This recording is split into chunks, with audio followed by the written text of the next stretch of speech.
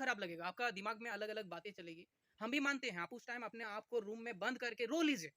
रोना कोई गुनाह नहीं है। जब आप बहुत किसी के लिए पाने के लिए बहुत ज़्यादा मेहनत करते हैं ना, तो रो लीजिए। आपका जितना भी भड़ास है, जितना भी दुःख है, दर्द है, कम तो नहीं होगा लेकिन थोड़ा हल्का आपको महसूस ज़रूर होगा। तो गाइस हम लोग अभी आए हुए हैं जटाधारी मंदिर में। मंदिर आने का स्पेशल कारण ये था कि लास्ट डे मेरा दोस्त मुझे कॉल करता है कि यार पीजीटी एग्ज़ाम कैंसल हो चुका है। मन पूरी इस तरह से अशांत है, चलो कहीं घूम कर आते हैं। तो रीज़न पीछे इसके पीछे सरकार है या फिर कोई और हाथ है। पर प्रत्यक्ष अप्रत्यक्ष रूप से जितने सारे स्टूडेंट्स इस पर लगे रहते हैं, उनके मन की दशा क्या होती है, वो कैसा फ़ील करते हैं और क्या वे पूरी तरह से टूट चुके हैं या उनको आगे कोई रास्ता सोचना चाहिए। तो इस विषय में मुझसे ज़्यादा अभी अभिज्ञ मेरा फ्रेंड है जो इस विषय में इस मुद्दे पर जुड़ा हुआ है। चलिए उसी से डायरेक्ट पूछते हैं कि क्या अनुभव रहा है। तो सर बताइए आपको कैसा लग रहा है अभी? कैसा लग रहा है तो ये बताना मतलब मेरे लिए मुमकिन नहीं है। आप लोग अगर स्टूडेंट हो या आप लोग किसी भी चीज़ का अगर प्रिपरेशन कर रहे हैं, तो आप लोग समझ सकते हैं कि अगर आपका एग्ज़ाम का डेट, आपका एडमिट कार्ड अगर आपके हाथ में हो और एन टाइम पे मान लीजिए 2 दिन पहले आपको बोल दिया जाता है कि आपका एग्ज़ाम नहीं हो पा रहा है किसी कारणों से, तो आप समझ सकते हैं कि आपका जो मानसिक स्थिति रहेगा वो कैसा होगी। क्योंकि एक बच्चा पूरा मेंटली, फिज़िकली हर तरह से प्रिपेयर्ड रहता है जब एग्ज़ाम सामने रहता है।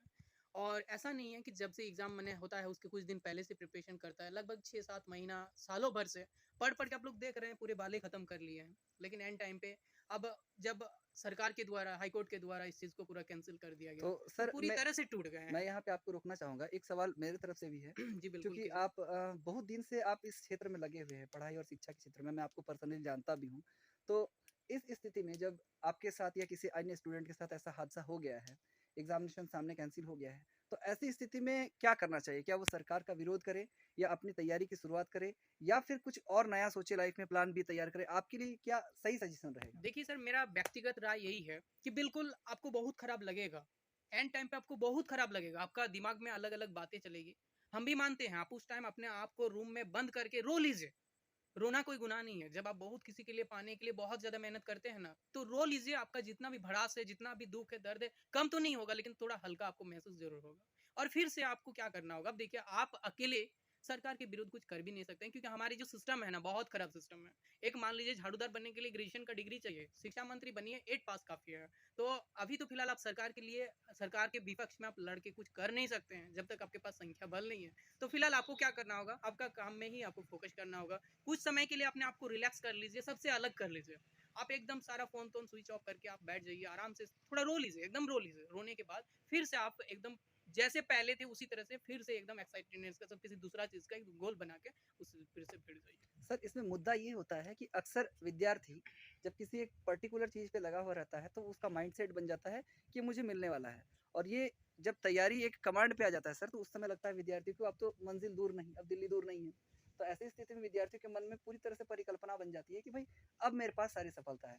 और इसके लिए वो बहुत तरह के आर्थिक, सामाजिक और वैचारिक राजनीतिक संकटों को भी उठा लेता है। भाई किसी से लोन ले लिया, किसी से उधारी कर ली, किसी से कर्जा कर ली, चलो इस बार पढ़ लेते हैं, इस बार नहीं हुआ तो फिर दिक्कत है और इस बार करके ही निकल जाना है। तो ऐसी स्थिति में जब उसके पास एडमिट कार्ड रहता है और एग्जामिनेशन कैंसिल हो जाता है, ऐसी स्थिति में एक बहुत बड़ा डिप्रेशन, मानसिक दबाव उस विद्यार्थी के दिमाग पे अल्टीमेटली आ जाता है। तो ऐसे सिचुएशंस में विद्यार्थी खुद को संभाले कैसे सर? जी, बिल्कुल, आप जो कह रहे हैं एकदम 100% सही है और वो हम किसी और को नहीं, हम खुद अपने साथ बीता है क्योंकि हम पीजीटी के लिए पूरी तरह से सारे ट्यूशन वगैरह हमें एक्चुअली एक ट्यूटर है, अभी मेरा दुमका में ट्यूशन वगैरह चलता है, 11th, 12th और डिग्री लेवल का, सारा चीज़ बंद कर दिए थे। हम फुलफिल अपना जो प्रिपरेशन है, वो पूरी प्रिपरेशन में पूरी तरह से भिड़ चुके थे, हम सारा चीज़ छोड़ के गए थे। तो मान लीजिए, आप अगर बाहर रहते हैं, तो कम से कम आपका हर महीने आपको 7 से 8,000 रुपए आपको खर्च आपका हो ही जाता है। ऊपर से कोई कोर्स अगर परचेज़ कीजिएगा तो ऊपर से उसका 10,000 12,000 खर्च आ जाता है। तो ऐसे में ऐसी सिचुएशन में अगर 6-7 महीना तक अगर आप मान लीजिए बैठ के सिर्फ़ और सिर्फ़ प्रिपरेशन करते हैं, आप आपका कहीं से भी ₹1 का इनकम नहीं होता है। ऐसे कि मेरा यूट्यूब चैनल जो है वो भी आपका 5-6 महीना से हम बंद कर दिए हैं। जहाँ से थोड़ा बहुत अर्निंग आ रहा था वो भी बंद कर दिए हैं क्योंकि हम सोचे थे कि इसमें हम किसी तरह लेके फिर हम पूरी तरह से यूट्यूब वगैरह जो भी है उसमें भिड़ जाएँ। तो ऐसे सिचुएशन में देखिए, और अगर घर का आपका बैकग्राउंड भी सही नहीं है, घर से आपका पैसा भेजने में समर्थ ना हो, तो बताइए एक स्टूडेंट के सामने कितना बड़ा मुसीबत सामने खड़ा हो जाता है। तो आपका दिलो-दिमाग में ये चीज़ छाया हुआ है कि हम इसका प्रिपरेशन कर रहे हैं, अभी मेरे पास पैसा नहीं है, हम उधार लिए हैं। हम जैसे इसमें आपका मान लीजिए भगवान करे इसमें हो जाएगा, अगर आप प्रिपरेशन करिएगा तो ऑब्वियसली होना था। अगर हो जाएगा तो हम सारे जितने भी कर्ज वगैरह है सबको हुँ, पैसा देकर हम चुका देंगे। हुँ, अगर एंड टाइम पे आपका एग्ज़ाम ही कैंसल हो जाता है, सारा करना जो आपका करना धरना था, जो आपका हाथ में था वो सारा कर दिए, फिर भी आपका अगर एग्जाम कैंसिल हो जाता तो आप खुद सोचिए कि एक स्टूडेंट के सामने क्या मैंने सिचुएशन आके खड़ा हो जाएगा, वो करे तो क्या करे, उसके मैंने सामने सोचने के लिए कुछ नहीं बचेगा। तो सर एक सवाल आपसे है कि सरकार की जो वर्तमान नीति है, इस परिप्रेक्ष्य में आप क्या कहना चाहते हैं? सरकार किसी फैसले पर पहुंच नहीं पा रही है। इधर सरकार कहती है कि अगर कोई बच्चा ग्रेजुएट है या पोस्ट ग्रेजुएट है, हम उसको बैठकर बेरोजगारी भत्ता देंगे, और भत्ता की बात तो करते हैं पर भत्ता मिलता नहीं है। दूसरा बात, वैकेंसीज आ नहीं रही है, और जो वैकेंसीज है उस पर अल्टीमेटली एग्जाम्स नहीं हो रहा है। तो सरकार की ऐसी स्थिति में आप किस तरह से कहिएगा सर, सरकार सफल है या असफल है, और सरकार को निर्णय क्या लेना चाहिए जो आपके हित में हो, यानी कि आम स्टूडेंट्स के हित में हो, जो अपने जीवन में शिक्षा को ही एक महत्वपूर्ण मुद्दा लेके चल रहे हैं, ऐसे स्टूडेंट्स के लिए सरकार को निर्णय क्या लेना चाहिए? जी बिल्कुल, देखिए मेरा कहना यही है कि आप जब चुनाव में जब आप हिस्सेदारी ले रहे हैं, आप जब एक वोट डाल रहे हैं, तो बहुत सोच समझ के कीजिएगा, क्योंकि आपका एक वोट ना आपका 5 साल का करियर को बर्बाद कर सकता है। सिर्फ आपका नहीं, बल्कि आपके जैसा जितना भी हजारों लाखों नौजवान है, सबका जिंदगी को बर्बाद कर सकता है, क्योंकि आप लोग ये सिचुएशन को एकदम रूबरू देख रहे हैं। पिछले 3 साल से आपको एक भी किसी तरह का कोई भी आपका वैकेंसी आपको नहीं आया है। 2 साल तो कोरोना का रोना सबके मुंह में यही है। और हमारी जो शिक्षा मंत्री वर्तमान शिक्षा मंत्री है, उनका साफ कहना है कि सरकारी नौकरी छोड़ के और कुछ नहीं है क्या। तो हम आप लोग से पूछना चाहते हैं कि सरकारी पैसा में सिर्फ हक केवल नेता मंत्री का ही है, आम जनता का नहीं है, नौजवान का नहीं है। हम लोग ऐसे फोकट में थोड़ी मांग रहे हैं, हम लोग इतना मेहनत कर रहे हैं, मेहनत करने के बाद जॉब मांग रहे हैं। और वो लोग क्या कर रहे हैं, बैठ बैठ के हर महीना आपका नया नया फॉर्च्यूनर, नया नया BMW वगैरह वगैरह मंगा रहे हैं। तो वो लोग साफ बता रहे हैं कि क्या सर सरकारी। एक बात मुझे यहाँ पे आपको रोकना होगा जी बोलिए। कि सरकार तो बार बार ये बात कहती है कि 7 to 10th जेपीएससी मैंने दिया, 7 महीने में इसको क्लियर कर दिया। तो सरकार तो कहती है रोजगार तो हम अल्टीमेटली दे ही रहे हैं। तो सर एक डुअल स्टैंडर्ड सरकार क्यों यूज कर रही है? एक तरफ कहती है कि रोजगार दे रहे हैं, और दूसरी तरफ हम लोग जो पीड़ित हैं, हम लोग को रोजगार नहीं मिल रहा है, तो हम लोग कुछ कह भी नहीं पा रहे। तो इस विषय में क्या कहना है सर देखिए आपका? ये तो मतलब सरकार के कहने के लिए तो कुछ भी है। सरकार अभी 252 केवल जेपीएससी आपका ज्वाइनिंग कराए हैं, उसका भी तो मेरिट लिस्ट कुछ जारी नहीं किए हैं। उनका भी तो केस में फंसा हुआ है। सुप्रीम कोर्ट उसका भी दिया है कि उसका जल्दी से जल्दी मेरिट लिस्ट और मार्क्स सब बच्चा का दिखाइए। तो उसमें भी अभी मतलब क्या बोलेंगे, उसमें भी एक तरह का आपका झंझट ही लगा हुआ है। और सरकार ये जो रो रही है 7 महीना में, जो बार बार बता रहे हैं हर जगह, आप एक बताइए कि झारखंड का भी यदि जनसंख्या की बात करें, तो जनसंख्या के हिसाब से 252 सीट कितने कितने परसेंट में आते हैं। यहाँ पे आप लोग को पता होगा कि शिक्षा विभाग में अगर बात करें तो 1,37,000 लगभग शिक्षा विभाग में सीट खाली है।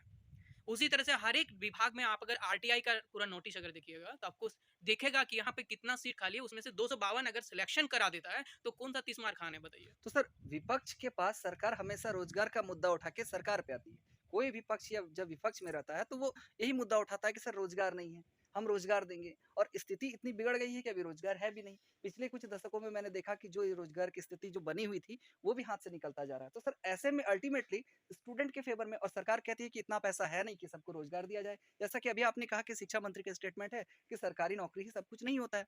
तो ऐसे में क्या सरकारी नौकरी और बच्चा जो तैयारी कर रहा है एक माइंडसेट के साथ, उसके साथ प्रभाव पड़ रहा है, तो सरकार को क्या नीति अपनाना चाहिए देखिए सर? सर, हम जो शिक्षा मंत्री बात कहे हैं कि यहाँ पे सरकारी नौकरी सब कुछ नहीं है, मतलब आप दूसरा कुछ के बारे में भी सोच सकते हैं। हम उसमें ऐसे नहीं बोलते हैं कि 100% वो गलत बोल रहे हैं, उसमें भी सही है। लेकिन अब हमारे जो भारत है, इंडिया है, यहाँ का माइंड सेटअप ऐसा है ना कि आप लाखों करोड़ों का इनकम करिए, जब तक आपका गवर्नमेंट टैग नहीं लगेगा तब तक आपका समाज में कोई वैल्यू नहीं है। ये बात तो एकदम तय है। आप कितनों पैसा कमाइए, लेकिन जब तक आपका टैग नहीं लगेगा तो आपका वैल्यू उतना नहीं है। तो इसीलिए यहाँ का बच्चा का दिमाग में, यहाँ का फैमिली जो पेरेंट्स वगैरह सबका दिमाग में यही चीज बैठा हुआ है कि नहीं, बेटा को हम सरकारी जॉब कराएंगे। तो क्या सर हम लोग इस ट्रेडिशन को बदल कर कुछ अलग नहीं सोच सकते? सोच ज सकते हैं, लेकिन अगर उसके अगर लिए टाइम लगेगा। अगर सर सभी कोई नौकरी लेने की बात करेंगे, तो नौकरी फिर देने की बात कौन करेगा? नहीं बिल्कुल, आप जो कह रहे हैं बिल्कुल सही है। तो उसके लिए मतलब हम लोग को मेंटली प्रिपेयर्ड होना होगा, उस तरह से हम लोग को स्टेप लेना होगा। सर एक लास्ट सवाल है आपसे जी कि बिल्कुल। ये बात आप कहिए कि सर जो बच्चे टूट जाते हैं, बिखर जाते हैं, अपने सपने को जब टूटते हुए देखते हैं, तो उनके साथ एक बहुत बड़ी विडंबना चलती है, वो अपने आप को खुद को संभाल नहीं पाते। अपने आप को अनकॉमन महसूस करते हैं, समाज में आना, उठना, बैठना, एक समय के बाद समाज के लोग भी पूछने लगते हैं, आपको पता है कि कितना कमाता है, क्या रोजगार करता है, घर के लोग पूछते हैं आपका बेटा कहाँ है, किस प्रकार से। तो इन सारे चीजों का जो दबाव रहता है, इस चीज से वो कैसे बने, इसको कैसे मॉनिटर करे तो सर, इसके देखिए बारे में? इसमें इसमें हम एक ही बात कहना चाह रहे हैं। ये बिल्कुल मतलब एक जेन्युइन हम लोग का एक मतलब नेचुरल कल्चर सा बन गया है कि एक समय के बाद आपको सब पूछेंगे कि आप अभी फिलहाल क्या कर रहे हैं, कितना इनकम कर रहे हैं, कौन पोस्ट में है, सब वगैरह वगैरह पूछेंगे ही। तो जैसे कि हम अपने बात कर रहे हैं कि मेरे सारे स्टूडेंट जान रहे थे कि बहुत सर मेहनत कर रहे हैं, जब इसका एग्जाम कैंसिल हो गया तो सारा बच्चा बोल रहे हैं सर हम लोग बहुत ज़्यादा डिमोटिवेट हो गए। तो ऐसा नहीं होना है। लाइफ में उठाव चढ़ाव तो आता रहता है, ऐसा नहीं है। आपके एक चीज कैंसिल हो जाने से आपका पूरा जिंदगी बर्बाद हो गया, ये बिल्कुल आपका गलत फहमी है। हाँ, खराब तो लगता है, हम मानते हैं खराब लगेगा। कुछ समय के लिए आपको तो बोलें कि आप रो लीजिए, एकदम दिल थाम के रूम बंद करके रो लीजिए, फिर से बूस्ट होके उसी तरह एनर्जी के साथ आप लग जाइए। अरे मंजिल दूर नहीं है, बस आपको मेहनत करना होगा। आपको क्या है, उसके लिए मेहनत करना होगा। हो सकता है आपका मेहनत में थोड़ा बहुत कमी रह गया हो, या फिर आपका किस्मत में थोड़ा बहुत कमी रह गया हो, इसीलिए आपको टूटना तो बिल्कुल नहीं है। थोड़ा बहुत अगर आपको खराब लग रहा है तो रो लीजिए, रोने के बाद फिर से एकदम उसी तरह से मेंटली प्रिपेयर्ड होकर उसके लिए फिर से लग जाइए, और उसमें तब तक लग के रहिए जब तक आपका नहीं हो जाता। सक्सेस तो आपको मिलना है, ये तय है। ऐसा नहीं है कि आप हर दफा आपके साथ ऐसा ही होगा। हाँ, एक दफा हुआ है, मान रहे हैं, बाकी ये खराब लगेगा, खराब लगने वाली बात है, लेकिन फिर से आप प्रिपरेशन करिए, कंटिन्यू आप उसी तरह से प्रिपरेशन करिए। आप मान रहे हैं बहुत सारा प्रॉब्लम आपके साथ आएगा, फिजिकली, मेंटली, या फिर आपका इकोनॉमिकली बहुत फाइनेंशियल प्रॉब्लम हो सकता है, जैसे कि हम अपनी बात कर रहे हैं। तो किसी तरह ना किसी तरह उससे सारा मैनेज हो ही जाएगा। अब देखिए, समय जैसा आएगा उस तरह से आपका परिवर्तन निश्चित रूप से आएगा। तो अल्टीमेटली ये है कि स्वामी विवेकानंद ने भी कहा था कि उठो, जागो और प्रयास करो, तब तक बिल्कुल। प्रयास करो जब तक कि सफलता ना मिल जाए। लहरों से डरकर नौका पार नहीं होती और कोशिश करने वालों की कभी कभी हार हार नहीं नहीं होती। होती। स्टे जय ट्यून्ड, जयकार करने से भी कुछ नहीं होती है, और कोशिश करने वालों की कभी हार नहीं होती। कभी हार नहीं होती, लगे रहिए, एक दिन सफलता आपको ज़रूर मिलेगी। थैंक यू सर इंटरव्यू में आने के लिए। आपको